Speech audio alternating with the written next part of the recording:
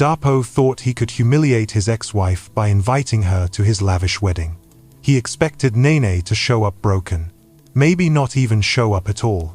But when she stepped out of a black Rolls-Royce holding the hands of twin boys, the room froze. The same woman he once called barren now had children, and this was only the beginning. The entire hall froze. Guests who had been laughing a moment ago sat in stunned silence. Dapo's mother pressed her hand against her chest, whispering, "Those boys? They look like him." She couldn't hide the shock. For years, she had called Nene a curse. Now 2 little boys stood beside her, alive proof that everything she believed was wrong. The whispers spread faster than the music ever could. "That's his ex-wife. She has twins? She has twins." But he swore she couldn't have children. Every row buzzed with disbelief. People pulling out their phones, recording, posting. Hashtags were already flying online before the ceremony had even started. Up front, Dapo tried to stand tall, but his eyes betrayed him. He had invited her to break her. Instead, she walked in holding the very thing he claimed she could never give him. The guests knew it, his family knew it, and now the whole city would know it too. Tara, the bride, gripped her bouquet tighter.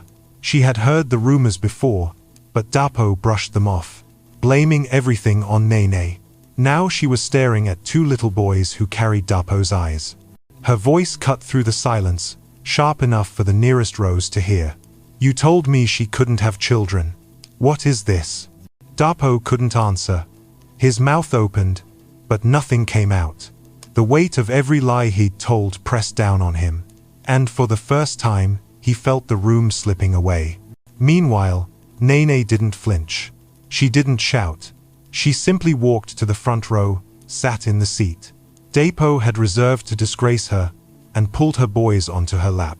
The same seat that was supposed to humiliate her now turned into her throne. The wedding hadn't even begun, and already it was collapsing. The whispers turned into a storm. Guests leaned across tables, passing the news faster than the DJ could cue a track. "She has twins. He lied all these years." Phones shot up, not just to take pictures but to live stream every second. Within minutes, clips were bouncing across WhatsApp groups, Facebook pages, and TikTok lives. What Dapo thought would be the proudest day of his life was already trending for all the wrong reasons. The front row buzzed with tension. Politicians who came for the spectacle now shifted uncomfortably in their seats. Business partners who once praised Dapo exchanged uneasy looks. Everyone wanted to know one thing. If Nene wasn't barren, then who was? The spotlight Dapo had spent millions on was no longer his. It belonged to the woman he discarded and the 2 children he swore she could never have. His mother's face was pale, her head shaking slowly. She had pushed him to throw Nene out, and now her own words were circling back like a curse. Tara gripped Dapo's arm. She wasn't smiling anymore. She leaned close, her voice cutting through the hum of the crowd. "You told me she was the problem. So explain to me why her boys are standing right there." Dapo's throat tightened. He could feel the room watching, waiting. The weight of every phone pointed at him pressed like 1,000 eyes.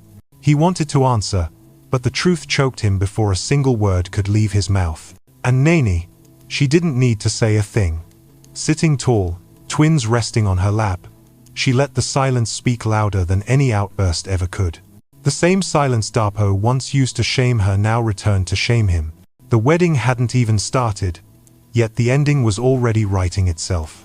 When Nene first married Dapo, she thought she had found safety. He was ambitious, always talking about the empire he would build. She believed in him when he had only one shop, and she stood by him when bills piled up. For the first year, they laughed through the struggle. But as the 2nd, 3rd, and 4th years passed with no child, the laughter faded. Every month ended the same way, disappointment. Nene would hold her breath, waiting for news that never came. Dapo would shrug it off at first, but soon his patience cracked. What began as silence turned into heavy sighs, then into words that cut deeper than silence ever could. His mother was the loudest voice in the background. She called daily, reminding him that a man without children was no man at all. She never spoke to Nene directly. She simply told Dapo, "You need a real wife, not a woman who brings nothing to your name." Neighbors added their share. At church, women whispered behind fans. At the market, strangers asked careless questions. "How long have you been married?" "Still no baby." Each comment felt like a knife. Nene smiled politely in public, but inside she felt smaller and smaller. By the 7th year, Dapo's success had grown. He wore Italian suits, drove German cars, and boasted about deals that made headlines. But at home, the one thing he wanted most was missing. He looked at Nene, not as a partner but as a problem he couldn't solve. Arguments became routine. He accused her of stealing his legacy. He told her friends mocked him, that people questioned his manhood. Nene tried to defend herself, reminding him that they had made vows before God, that they had promised each other better and worse. But to Dapo, those words meant nothing without a child. The cruelty wasn't only in his words. It was in the way he pulled his hand away when she reached for him, the way he slammed doors so hard the neighbors could hear, the way he stopped introducing her as his wife at social events. In private, he called her barren. In public, he simply ignored her. Still, Nene prayed. She prayed in the kitchen, in church, on nights when she couldn't sleep. She prayed not only for a child but for her marriage to survive. She wanted to believe love could still carry them. But love wasn't enough for Dapo. The more she prayed, the more he mocked her. "Prayers don't give me sons," he said. "Prayers don't stop my mother from calling me a failure." 7 years into the marriage, Nene realized she was no longer a wife in Dapo's eyes. She was a burden, a reminder of what he lacked. And deep down, she feared the day he would finally say the words she dreaded most: leave. The breaking point came on an ordinary evening. There was no special occasion, no guests in the house, no reason for fireworks. But Dapo walked in already loaded with frustration. He tossed his keys on the table and stared at Nene like she was the source of everything that had gone wrong in his life. 7 years, he said. 7 years of waiting. And still nothing. Nene tried to keep her voice steady.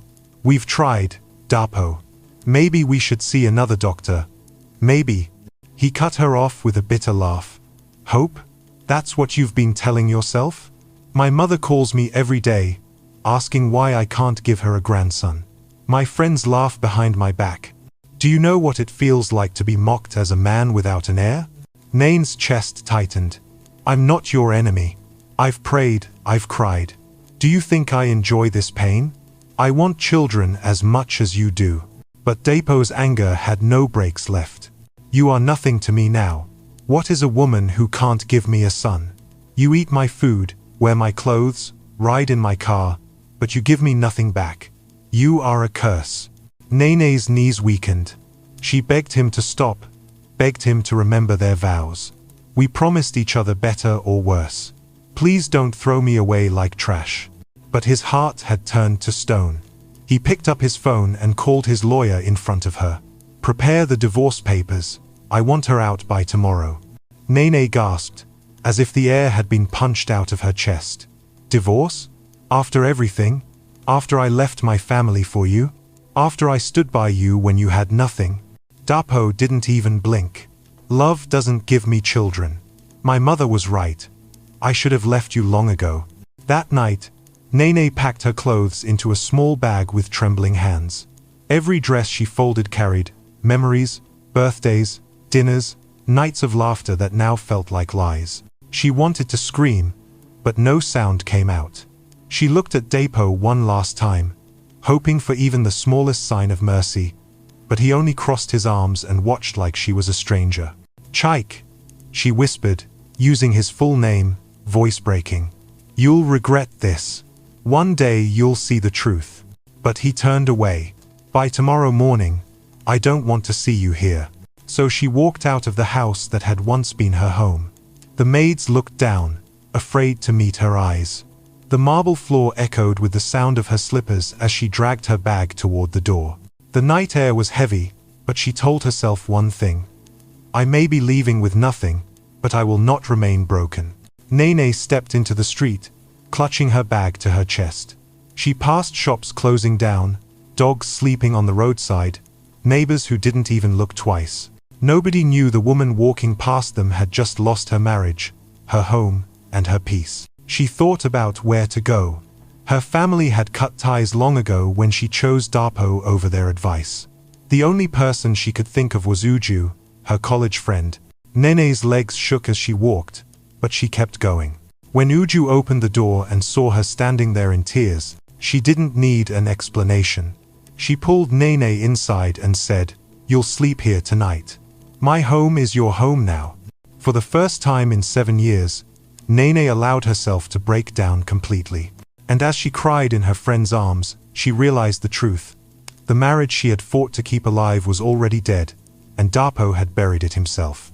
Uju didn't ask for details that first night.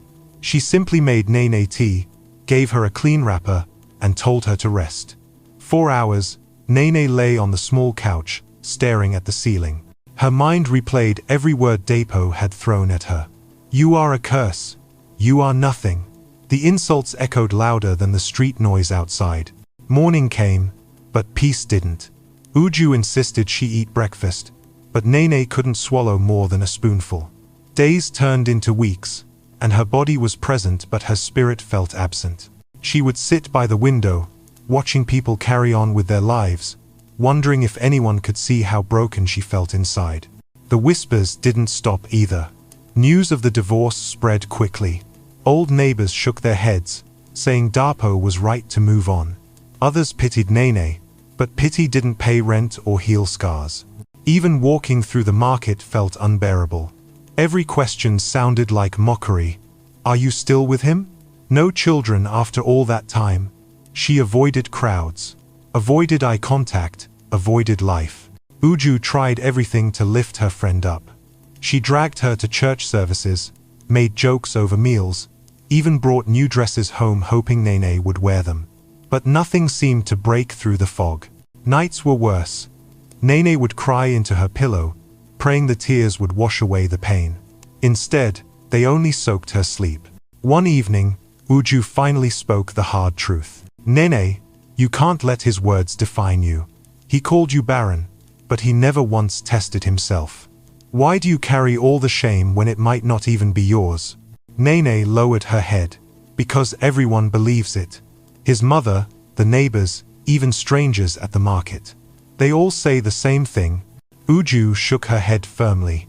"Then it's time you stop listening to them and start listening to the truth.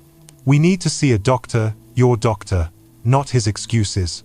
Enough of living in the shadow of his pride." For the first time in weeks, Nene didn't argue. She was tired of feeling worthless. Tired of guessing. Tired of carrying the blame alone. And deep down, she knew Uju was right. The next chapter had to begin, even if she was terrified of what the results might show. The next morning, Uju didn't give Nene a choice. She told her to get dressed, and together they went to a private clinic across town. Nene sat quietly in the waiting room, her hands locked together, afraid of what the doctor might say. For 7 years she had carried the blame. If the results confirmed it, there would be no escape from the shame. Uju spoke for her at first. "Doctor, my friend was married 7 years with no child. Her husband threw her out, called her barren, but she has never been tested. We need the truth." The doctor nodded calmly and ordered a full exam. Blood work, scans, hormone tests, the kind of checkup Dapo had always refused.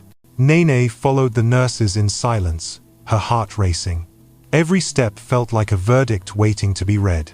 For 2 days, she barely slept. She kept imagining the worst. What if Dapo had been right? What if her body really couldn't give life? The thought crushed her all over again. Finally, the results came. Nene sat across from the doctor, her palms sweating. He looked up from the papers and smiled gently. "Madam, your reproductive system is healthy.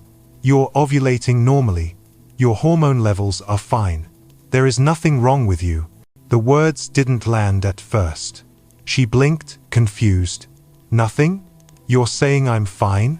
"Yes," he repeated. "You are completely healthy. If there was no pregnancy in those years, I strongly advise your former husband to get checked. The issue is not you. Tears filled Nene's eyes, but this time they weren't tears of shame. They were tears of relief and anger mixed together. For years, she had begged God to fix her, cried herself to sleep, carried insults like chains. And all this time, she was never the problem. Uju jumped from her chair. I knew it. He lied to you, Nene. He blamed you just to protect his pride. Nene covered her mouth, shaking. So I suffered all these years for nothing? I hated myself. I thought I was broken. And it wasn't me. The doctor leaned forward. You need to hear me clearly. You are not barren. When the time is right, with the right partner, you can have children. Don't let anyone steal that truth from you. As they left the hospital, Nene sat on a bench outside, still trembling. All these years, I prayed and thought God was silent. But maybe he was waiting for me to know the truth. Uju put her arm around her. Now you know. And one day, he will regret ever letting you go. That afternoon marked a turning point. The chains had been broken. Nene was still hurting, still homeless, still uncertain about tomorrow. But she was no longer carrying the lie that had destroyed her marriage. The truth was finally on her side. The truth from the hospital gave Nene relief, but it didn't change her reality. She still had no home of her own, no income, and no plan for survival. Uju reminded her every day, you can't live on my couch forever. You need something that belongs to you. So Nene turned to the one skill she had always carried: cooking. Her mother had taught her recipes that could feed a family on scraps. Nene decided to set up a small food stand outside Uju's building. It wasn't glamorous. Just a wooden table, a pot of rice, and a borrowed cooler. The first morning was rough. She stood for hours under the sun with no customers. When one man finally approached, he sniffed the food and muttered, "Too plain," before walking off. The rejection cut deep. She packed up that night wondering if she had made another mistake. But Uju pushed her to try again. You're feeding people, not selling gold. Give it time. On the second day, 2 women bought plates on their way to work. They smiled and said, "Not bad." That small encouragement lit a spark. By the end of the week, more office workers began to stop by.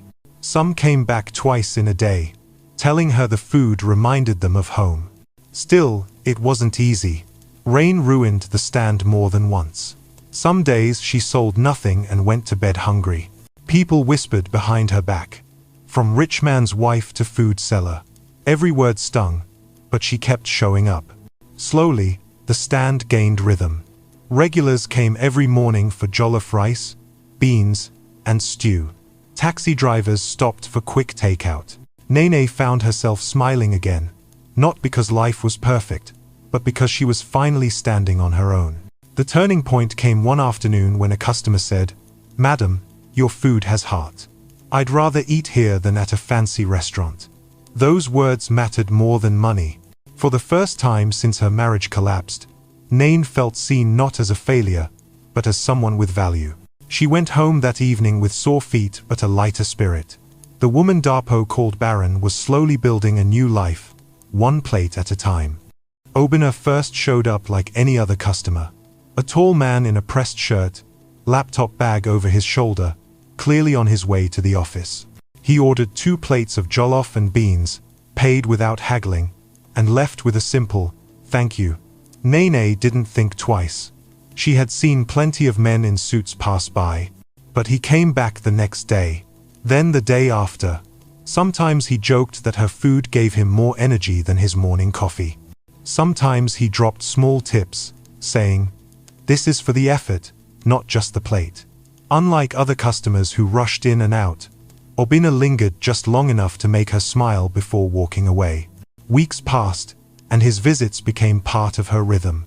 When the crowd thinned, he would ask about her recipes, about how she learned to cook. Nene rarely opened up to anyone, but there was something disarming about his calmness. He never pried, never pushed, just listened. One afternoon, rain poured and drove most customers away. Nene was packing up when Obina showed up with an umbrella. He bought food even though he clearly wasn't hungry. "Business can't stop because of the weather," he said lightly. That simple gesture touched her more than she expected. He began bringing small gifts, not expensive things, just thoughtful ones. A bag of rice when she was low on stock. Bottled water when the stand ran out. Plantains for frying. Each gift came with the same message: I want to support what you're building. At first, Nene resisted the idea that he was more than a kind customer. Her scars from Dapo were too fresh. Trust felt dangerous. But Uju noticed the way her eyes softened when Obina's name came up. Be honest, Uju teased. He's not just here for the food. Nene brushed it off, but she couldn't deny the small warmth that returned whenever he showed up. One evening, after the crowd cleared, Obina sat on a plastic chair by her stand. His tone was gentle. Forgive me if this is too forward, but are you married? Nene froze, then admitted quietly, I was. Not anymore. Obina nodded, not prying further. I'm sorry. I lost my wife years ago too. It changes you. His voice carried the weight of someone who understood loss. That conversation shifted everything. Nene realized this wasn't just another customer. This was someone who had his own wounds, someone who spoke from experience, not judgment. For the first time in years, she felt the possibility of connection, fragile but real. It wasn't love yet, but it was the first seed. And that seed would grow into a future Dapo never imagined. What started as shared meals turned into long talks. Obina would stop by after work, not just for food but for company. He asked about her dreams, listened without judgment, and never made her feel small. Where Dapo once criticized, Obina encouraged. Where Dapo demanded, Obina gave freely. Nene hesitated at first. She worried about rushing, worried about trusting again. But Obina's patience spoke louder than promises. He never forced the pace. He simply showed up, day after day, until her guard began to lower. Months passed, and what was once casual became something undeniable. One Sunday, they walked in the park with no agenda. He stopped, looked at her, and said quietly, I'm not looking for perfection. I just want peace. And when I'm with you, I feel it. For Nene, those words mattered more than diamonds. She had lived years starving for peace, and now it was offered to her without conditions. Their wedding wasn't the grand spectacle her first one had been. No red carpets, no flashing cameras, no headlines. Just a small church, a handful of friends, and a promise spoken with sincerity. Uju danced like she had won the lottery, shouting to anyone who would listen, I told you good would come again. Nene wore a simple dress, Obina a clean suit. They didn't need more. What they shared that day was more powerful than wealth. Two people who had lost so much yet still chose to love again. For the first time in years, Nene felt safe. She wasn't the barren wife in whispers anymore. She was a woman loved for who she was, standing beside a man who knew pain and still believed in joy. It was a new beginning, and it was only the start of a story that would silence every lie ever spoken against her. Marriage to Obina gave Nene something she hadn't felt in years: peace. For months, she built her food business during the day and returned to a home filled with laughter at night. She thought life had already given her second chances. She didn't ask for more. Then came the morning sickness. At first, she brushed it off as malaria. But when the nausea didn't stop, Obina insisted they visit the clinic. Nene sat in the waiting area, nervous, trying not to hope too much. The nurse returned with a smile and handed her the results. Congratulations, she said. You're pregnant. The word hit Nene like a flood. Pregnant. After 7 years of shame and mockery, after being thrown out like trash, now she was carrying life. Tears rushed down her cheeks as Obina hugged her tightly. We're going to be parents, he whispered. The months that followed were filled with small joys, painting a nursery, buying tiny clothes, arguing playfully about baby names. For the first time, the idea of family didn't feel like a wound. It felt like a gift. But the biggest shock came during a routine ultrasound. The doctor moved the probe across her belly, then paused. His eyes widened. Wait, there are 2 heartbeats. Nene's mouth dropped open. 2? Yes, the doctor confirmed. You're carrying twins. The room spun. She covered her face, laughing and crying at the same time. Obina shouted with joy, clapping his hands like a child. He knelt beside her and said, "God gave us double. After everything, He gave us double." News spread quickly among friends and neighbors. People who once whispered barren behind her back now called it a miracle. Uju was the loudest, telling everyone. She was never the problem. Look at her now, twins. Nain's pregnancy wasn't easy. Some days she was exhausted, some nights she couldn't sleep, but every kick reminded her of how far she had come. Each movement inside her body felt like proof that the curse spoken over her life had been broken. When the twins were born, two healthy boys, the hospital room filled with joy. Nurses clapped, Obina cried openly, and Nene held her babies close, whispering, "I'm not broken. I was never broken." For her, it wasn't just about motherhood. It was redemption. She had been called barren, cursed, worthless. Now she was a mother of two, standing in the truth that had once been denied her. The woman who had walked out of Dapo's mansion with nothing now held everything that mattered, and her story was only beginning to shine. While Nene was rediscovering life, Dapo was writing his own downfall. His business had grown, money poured in, and his circle praised him as the man who always landed on his feet. Yet behind the polished suits and imported cars, his insecurity only deepened. He had moved from one relationship to another, hoping each new woman would erase the memory of Nene. But months turned into years, and still no child. One girlfriend left after a year, tired of his temper and his mother's constant pressure. Another walked away quietly, saying she couldn't live in a house where every dinner ended in shouting.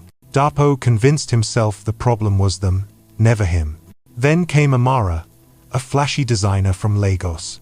Beautiful, ambitious, the kind of woman who looked perfect on magazine covers. To Dapo, she wasn't just a partner, she was a symbol. If he could marry her, it would prove to everyone that he had upgraded, that he had never needed Nene. He courted her with cars, jewelry, vacations. She liked the lifestyle and told him what he wanted to hear. Within months, he proposed, not because of love but because he wanted the world to see he had moved on. The wedding plans were over the top.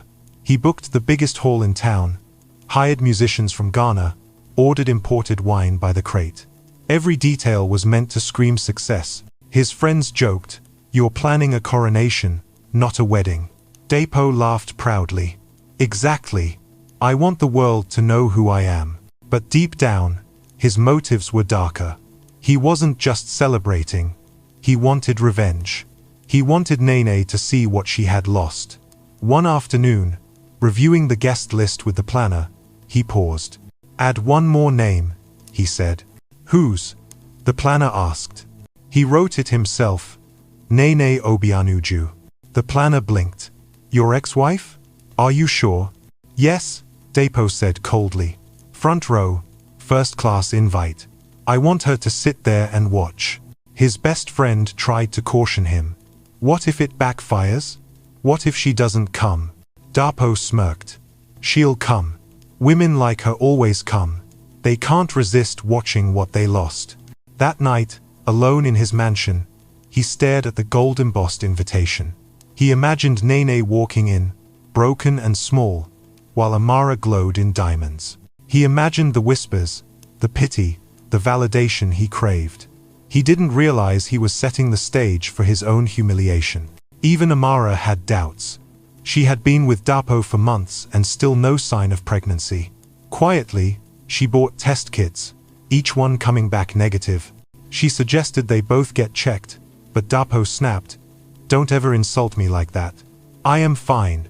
Fear crept into her heart, but she hid it behind a smile. For Dapo, denial was easier than truth. He poured his energy into flowers, chandeliers, and red carpets. He told anyone who would listen that this wedding would shake the city. What he didn't know was that it would shake him to his core. The day of Dapo's wedding arrived with all the fanfare he had imagined. The hall was decked out in gold and white, the music was loud, and guests streamed in wearing designer outfits. His mother stood at the front, beaming with pride. This was his moment to prove that he was no longer the man who had been scorned by Nene. This was his redemption, his empire, his rules. Dapo stood at the altar, straight-backed in his crisp white agbada, eyes scanning the room. He didn't even have to look at the door to know that his ex-wife was about to walk in. He had planned this moment, this show of superiority, so carefully. He thought he would stand there, watching Nene squirm in her cheap clothes, broken and ashamed, while he married the woman who would give him the family he deserved. But when the doors opened, the room fell silent. Every eye turned toward the entrance. The first thing Dapo saw was the gleam of a black Rolls-Royce parked outside. The engine cut, and there was a hush. Then, Nene stepped into the hall, not alone. Holding her hand were two small boys, one on each side. Their little hands gripped hers tightly, as if they were afraid the world would swallow them whole. The soft murmur of the crowd grew louder as people began to whisper. She wasn't alone. She wasn't broken. She wasn't what Dapo had expected. The shock hit Dapo like a wave. His chest tightened, and for a moment, his mind went blank. He hadn't planned for this. He hadn't even considered the possibility that she would show up, much less with twins. The twins walked beside her, both dressed in little yellow bow ties and white shirts, looking like something out of a picture-perfect family. Nene's eyes were calm, her expression serene, and she held herself with the quiet dignity that had always been hers, no longer the broken woman he had cast out, but a mother with everything she needed in the world. Dapo froze. His gaze followed Nene as she made her way toward the front row, where he had reserved a seat for her humiliation. But it wasn't the humiliation he had imagined. She didn't look small. She didn't look ashamed. She didn't look like a woman who had lost. She looked powerful. Nene sat down gracefully, her twins climbing onto her lap. The guests turned their heads, some shocked, others confused. She looked like royalty, the quiet strength of a woman who had built herself up from nothing. She didn't need a crown to prove her worth, she wore it in her heart. Amara stood next to Dapo, her eyes darting between him and Nene. "Who is she?" she asked, but her voice trembled. Dapo blinked, unable to respond. He had no words. All he could do was stand there, feeling his throat tighten, his chest heavy with the realization that he had lost everything. His mother, who had pushed him into this marriage with Amara, stood still beside him. The smile that had been there just moments ago faded into a grimace. "Is that Nene?" Amara whispered. Dapo's jaw tightened.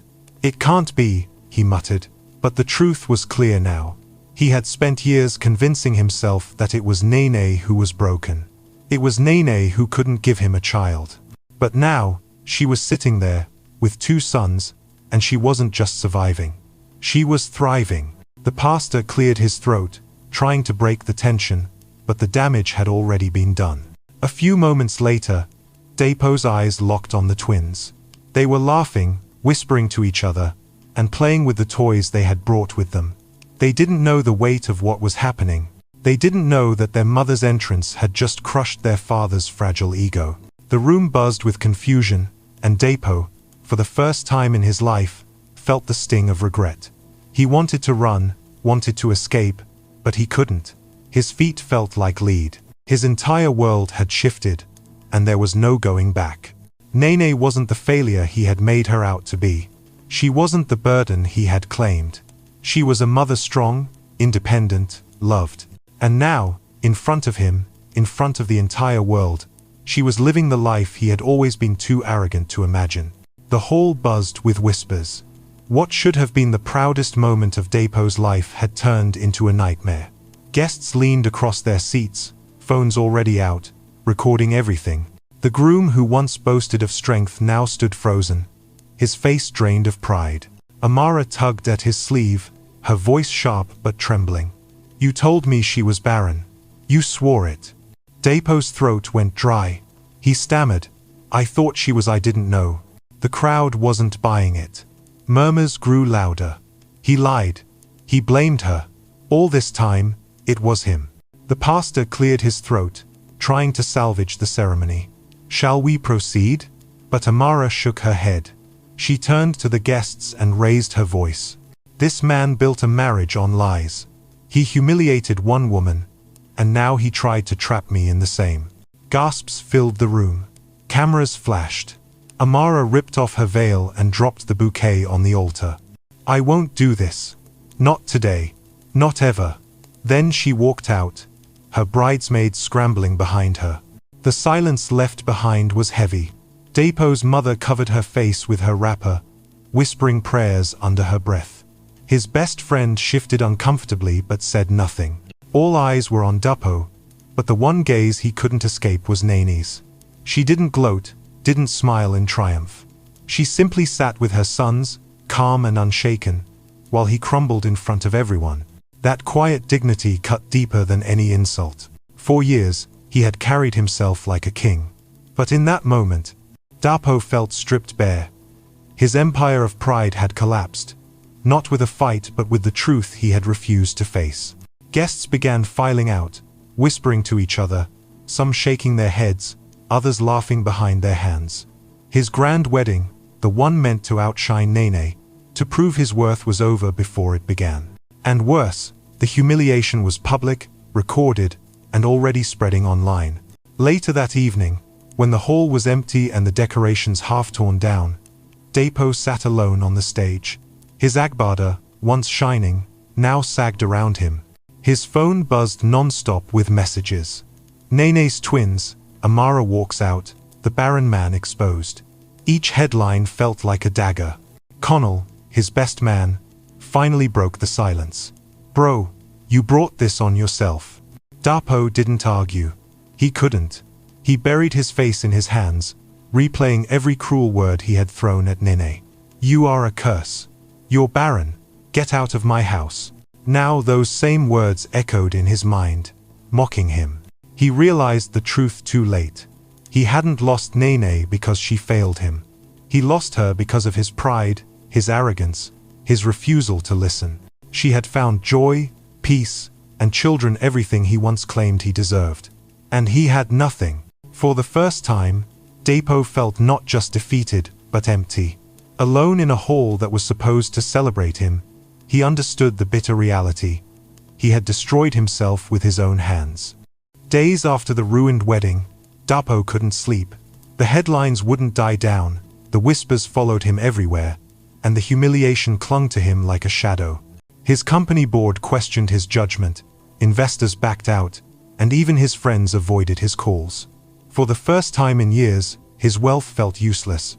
One evening, unable to bear it any longer, he drove to Nene's house. He had no speech prepared, no plan, just a desperate need to see her. When she opened the door, she looked the same as at the wedding, calm, steady, unshaken. Behind her, the twins played with toys, their laughter echoing down the hallway. "Nene," he said quietly. She folded her arms. "What are you doing here, Dapo?" I came to apologize." His voice cracked. She didn't move aside. "For what? For throwing me out? For calling me barren? Or for dragging my name in front of the whole town?" He swallowed hard. "For all of it. I was wrong. I was blinded by pride. I hurt you more than anyone ever should." Nene studied him for a moment, then stepped aside. "Say what you need to say, but don't waste my time." Inside, Dapo sat stiffly on the edge of a chair. The house wasn't grand like his mansion, but it felt warmer. Pictures of the twins hung on the wall, small signs of a home built with love. It stung him more than he expected. He looked at the boys. "They're beautiful. They're mine," Nene replied. "And they'll never grow up hearing the words you once threw at me." Dapo lowered his eyes. "I know, and that's why I'm here. After the wedding, I went to a doctor. I finally got tested." His voice broke. "It's me, Nene. Low count. Years of ignoring an infection. I blamed you when I should have looked at myself." Nene didn't flinch. "So you finally know the truth. Do you expect me to feel sorry for you?" "No," he said quickly. "I don't deserve sympathy. I just needed to say it out loud. You weren't the problem. You never were. I destroyed our marriage with my arrogance." For a long moment, silence filled the room. The twins peeked around the corner, curious, but Nene waved them back gently. "Dapo," she said firmly, "I cried every night in your house. I prayed for a child, begged for your patience. You never once thought to check yourself. You chose shame over love. You chose pride over me. Tears welled in his eyes. I know, and I can't undo it. But I wanted you to hear me say it. I was wrong. He lowered his head. I don't expect forgiveness. I needed to face you. Nene's voice softened, but her stance didn't. Forgiveness isn't for you, Depo. It's for me. I forgave you long ago, not because you asked, but because I refused to carry the weight of your sin. He looked up, surprised. You forgave me? Yes. But don't mistake forgiveness for reconciliation. My life has moved on. I have peace now, and I won't trade it for anything. At that moment, Obinna came home. He paused at the doorway, taking in the scene. He didn't raise his voice, didn't lash out. He simply placed a protective hand on Nene's shoulder. Everything okay here? Nene nodded. Yes, he was just leaving. Dapo stood slowly, his pride shattered. Obinna, you're a better man than I ever was. Take care of her. Take care of the boys. Obinna didn't gloat. He only said, that's already my promise. Dapo walked toward the door, but before leaving, he turned back one last time. His voice was barely a whisper. Nene, thank you for forgiving me, even if I don't deserve it. She didn't answer. She didn't need to. Her silence spoke louder than words. The past was finished. As the door closed behind him, Nene exhaled deeply. She wasn't shaking, wasn't angry, just relieved. The chapter was finally over. The man who once called her worthless had admitted the truth in front of her own children. And for Depo, it was the beginning of a long road alone. The wedding fiasco didn't stay inside the hall. By the next morning, clips were everywhere. Twitter threads, TikTok edits, Facebook lives, each one replaying the moment Amara walked out. The crowd gasped, and Nene sat down with her twins. Hashtags trended, number Baronman exposed, number Queen Nena, number twins at the wedding. Dapo tried not to look, but every call he picked up mentioned it. Clients hesitated. Investors pulled back. His name wasn't attached to wealth anymore. It was attached to shame. At the office, whispers spread faster than memos. Some staff refused to meet his eyes. Others forwarded memes behind his back. His assistant, loyal for years, finally resigned with a polite note. I need stability, sir. Contracts began to crumble. Partners didn't want the bad press. For a man who had built his life on image, the collapse was brutal. He had money, but no respect. And without respect, money felt empty. At home, his mother confronted him. She sat in the living room, arms folded, her voice shaking with anger and regret. You ruined yourself, she said. I pushed you, yes, but you chose pride. You mocked a woman who loved you, and now God has shamed you in front of the world. Dapo's jaw clenched. Mama, I thought I was right. You thought wrong, she snapped. We both did. I told you she was the problem.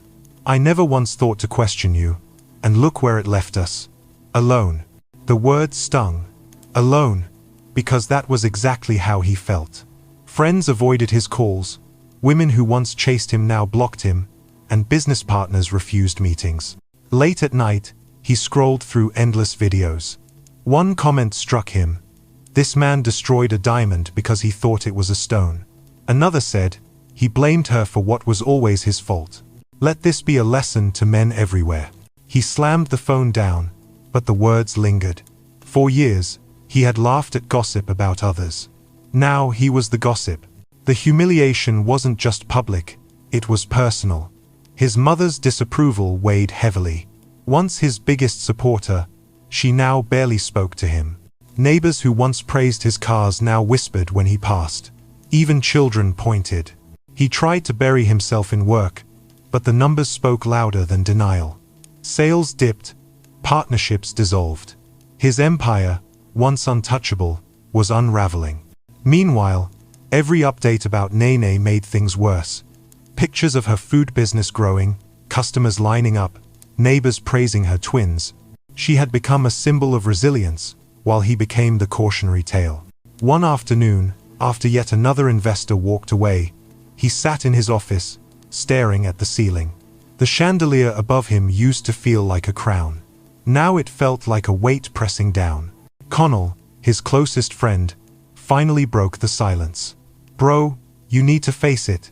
This isn't bad luck. This is the harvest of what you planted." Darpo didn't argue. He just sat there, numb. For years, he had been loud, proud, unstoppable. Now, the world was watching him sink. But the hardest blow came when his mother spoke again days later. She stood in the doorway, her face weary. "I can't defend you anymore. People ask me what kind of son you are. I have no answer. I told you to marry again, and you chased Nene out. Now, the truth has come, and we are the fools." Darpo opened his mouth, but no words came. He wanted to blame fate, blame God, blame anyone but himself. But deep down, he knew the truth. He had built his house on pride, and pride had burned it down. That night, he lay awake, replaying everything.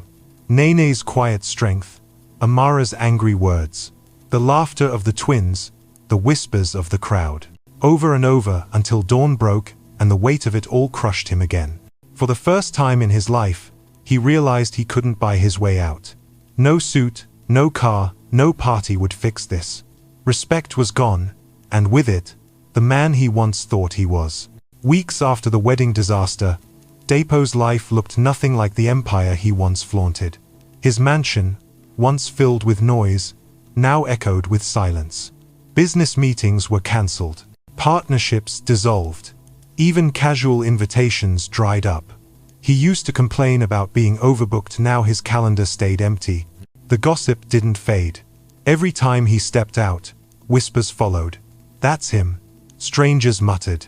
"The man who threw away a woman only to be exposed." Market women shook their heads. Taxi drivers laughed under their breath. Even children mocked him. Pride had been his crown, but now it was the very chain dragging him down. At first, Darpo tried to fight it. He showed up at his company in crisp suits, forcing smiles, barking orders.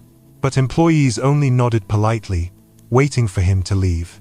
Some avoided him altogether. One afternoon, he walked into a board meeting and realized half the seats were empty. The directors had chosen to resign rather than tie their future to his crumbling name. At night, the weight grew heavier. He scrolled through endless posts, online memes of him crying at the altar, side-by-side photos of him and Nene with captions like, "She glowed up, he burned out." The shame wasn't just public, it was permanent, stamped into the internet for everyone to see. His mother, once his fiercest defender, no longer raised her voice at him. She simply sat quietly, praying.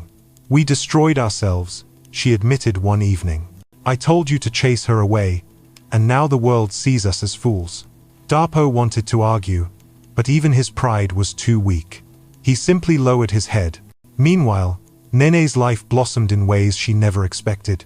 Her food stand became a small restaurant, then a second location. Customers lined up not only for her cooking but also for her story, the woman who was cast aside and rose again.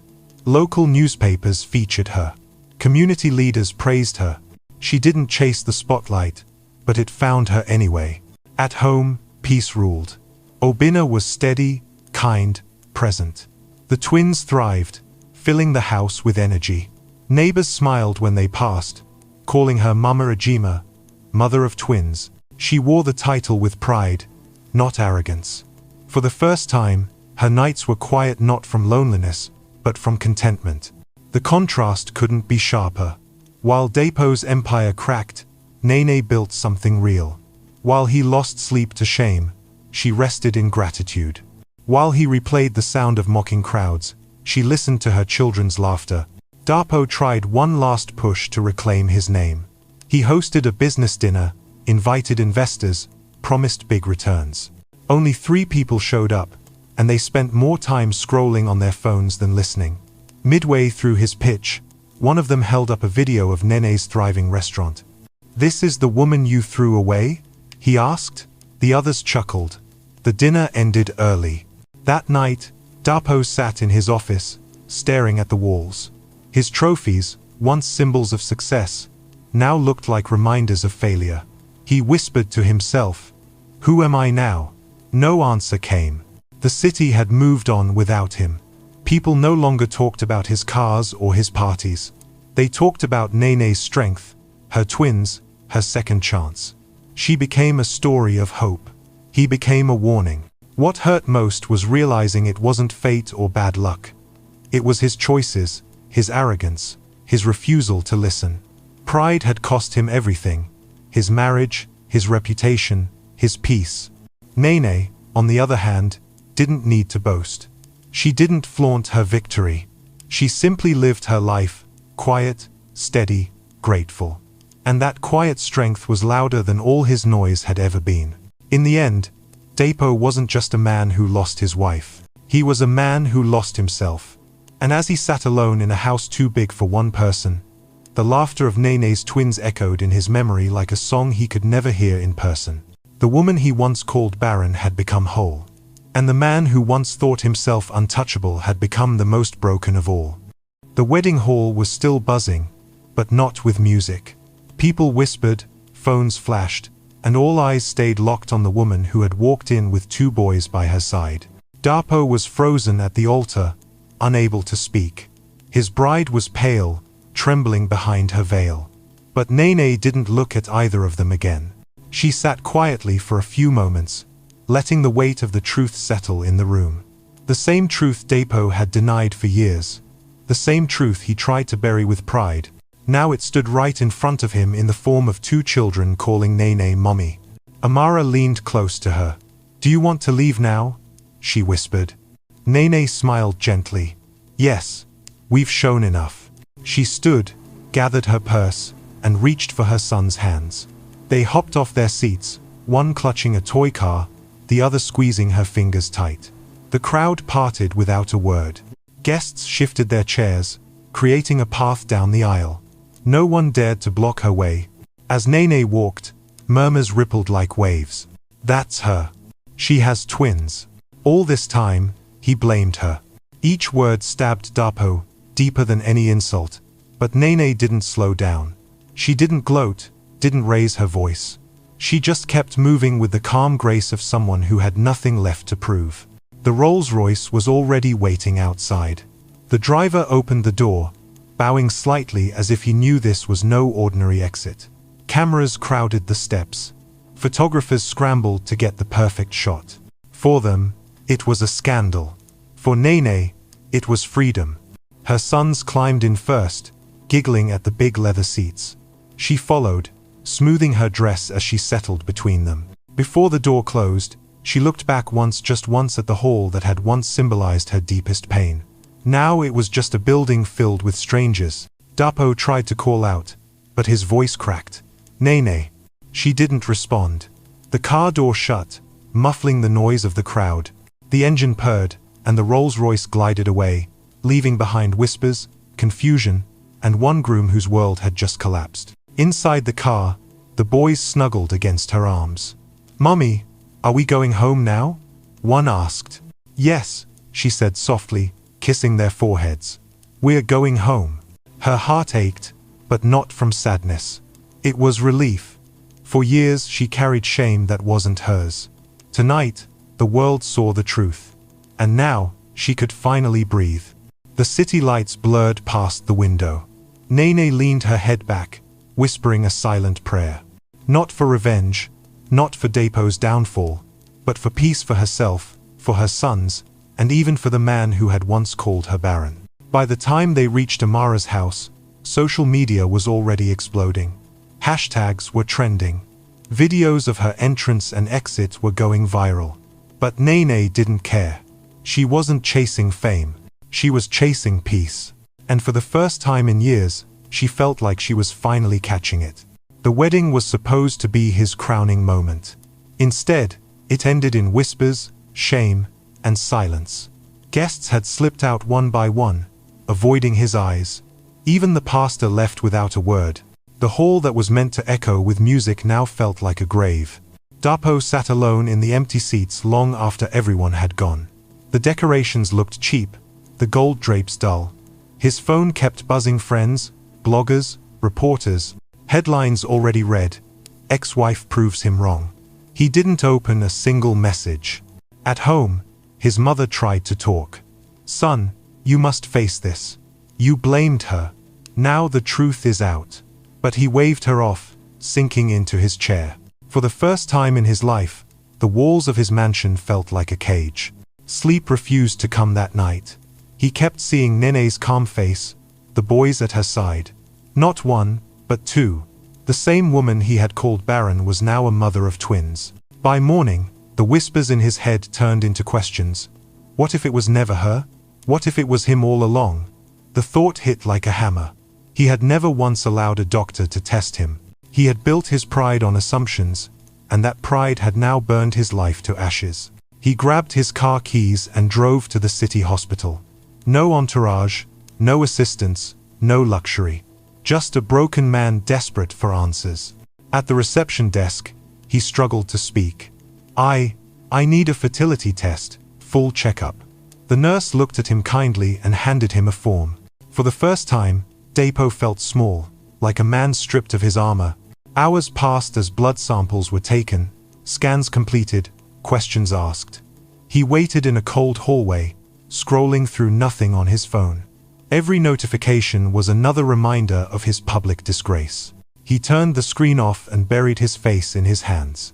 2 days later, he sat in the doctor's office. The man across from him, calm and professional, opened the file. Mr. Dapo, thank you for your patience. We've completed your tests.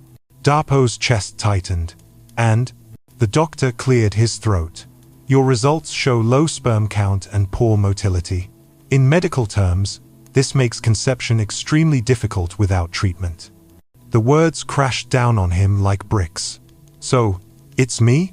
Yes, the doctor said gently. This condition may have been caused by an untreated infection from years ago. It is not uncommon, but it does require treatment. The important thing is, you now know the truth. Dapo leaned back, his eyes burning.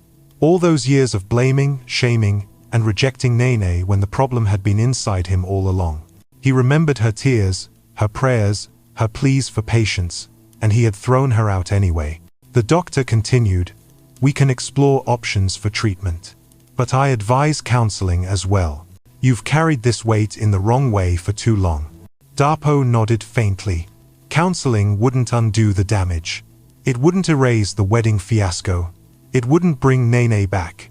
But maybe it could stop him from sinking deeper. When he walked out of the hospital, reporters were waiting. Cameras flashed, microphones shoved in his face. Mr. Dapo, is it true? Did your ex-wife prove you wrong? What do you say about the twins? He kept his head down and said nothing. The man who once craved the spotlight now ran from it. At home, he sat on his bed with the envelope of results in his lap. His hands trembled as he opened it again. The medical terms meant nothing to him, but the verdict was clear. It was never her. He whispered into the empty room, God, what have I done? For the first time in years, tears fell without restraint. He cried for the woman he had broken, for the children he would never father, for the pride that had blinded him. Outside, the world mocked him, but inside, a storm of regret tore him apart. And deep down, he knew this was only the beginning of his reckoning. For days, Dapo hid from the world. The headlines refused to die down. Clips of Nene, stepping into the wedding with her twins, were everywhere. Memes mocked him, blogs tore his reputation apart. Even his business partners pulled back. Pride had built his empire, and now pride was tearing it down. One night, sitting alone in his office, he finally pulled a piece of paper toward him. His hands shook as he picked up the pen. For years, he had barked orders, signed contracts worth millions, scrawled his name on checks. But tonight, writing 2 words felt harder than any deal. I'm sorry. He started slowly. Nene, there are no words that can erase the pain I caused you. I blamed you for something that was never your fault. I humiliated you, abandoned you, crushed your spirit. And still, you found a way to rise. You are stronger than I ever was. The truth is, I was the problem all along. The doctor confirmed what I refused to face for years. I destroyed our marriage with arrogance. Please, Forgive me. Even if you never speak to me again, I need you to know I was wrong."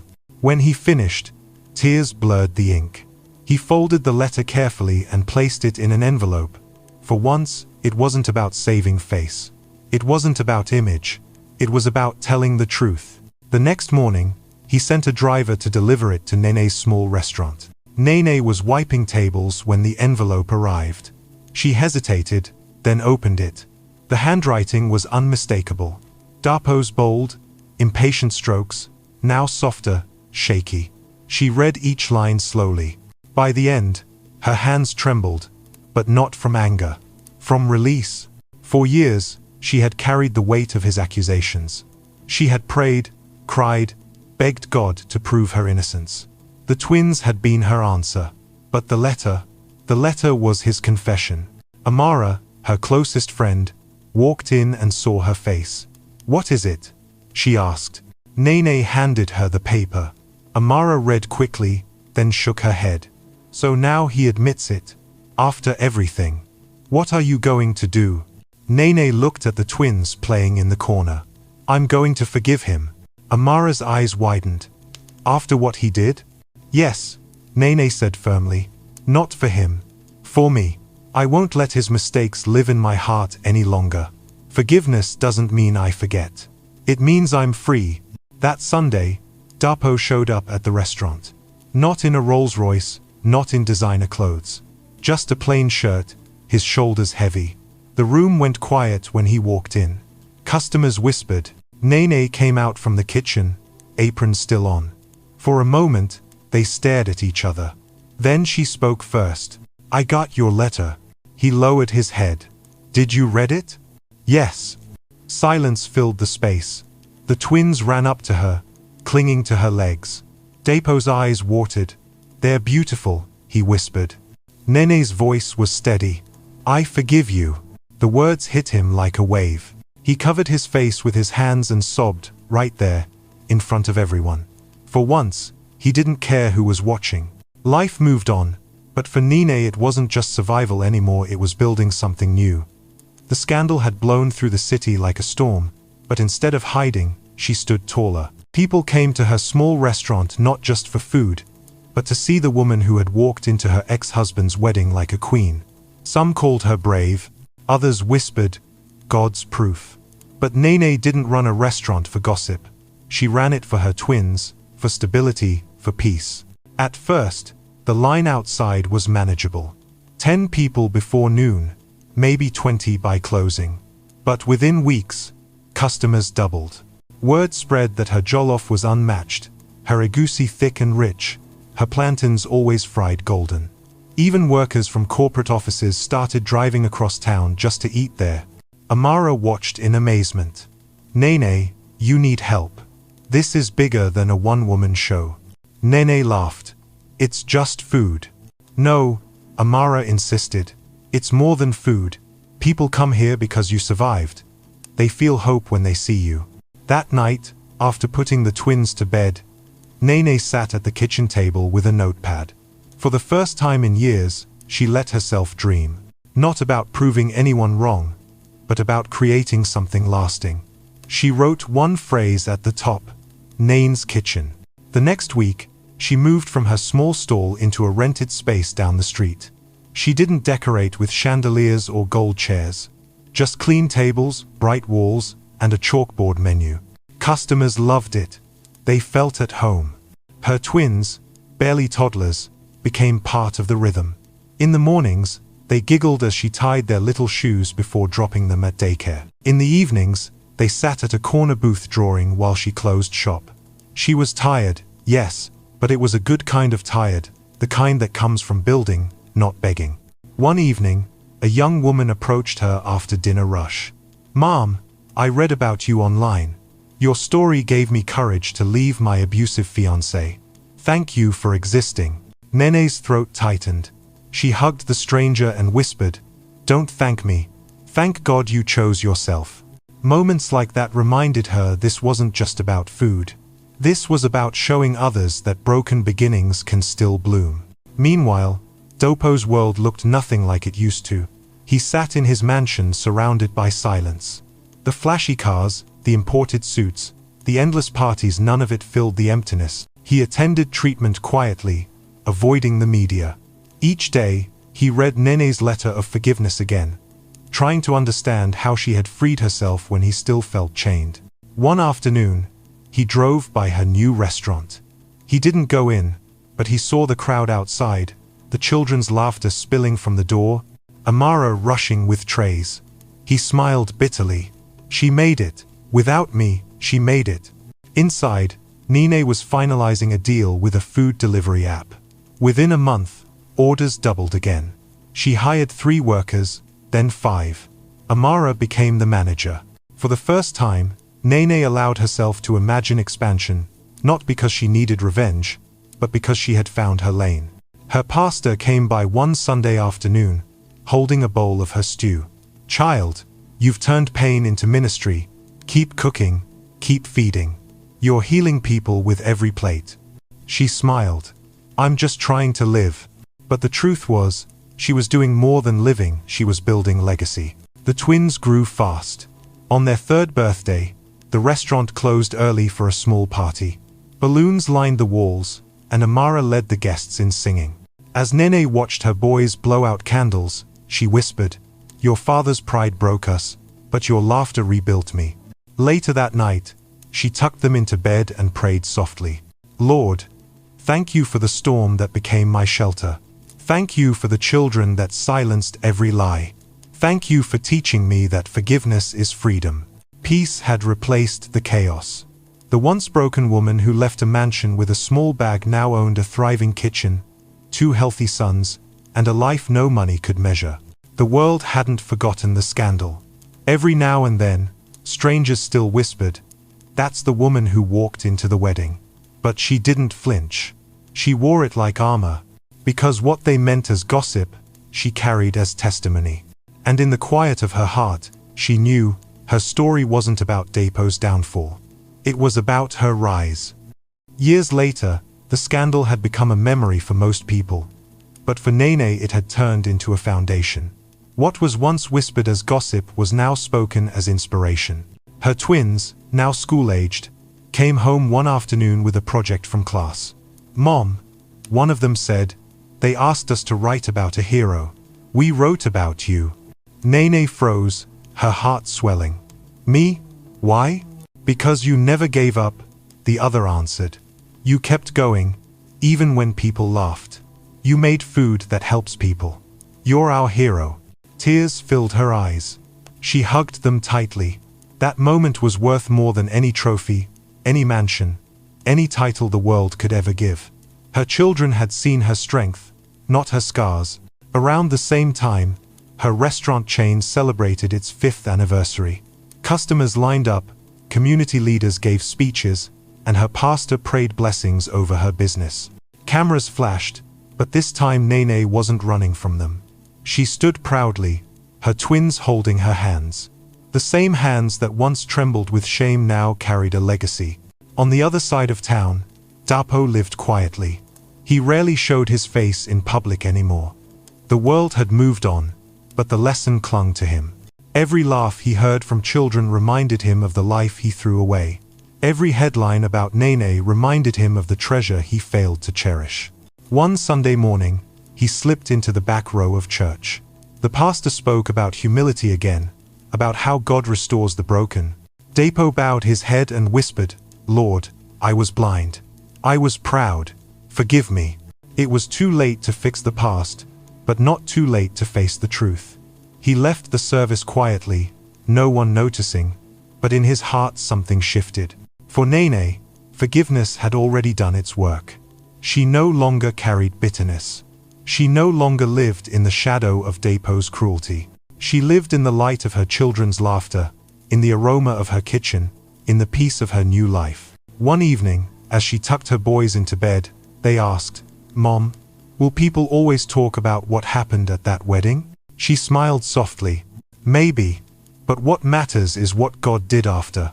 They called me barren, but He gave me you. They called me broken, but He gave me peace. People can say what they want. Our life tells the real story." The twins grinned and drifted off to sleep.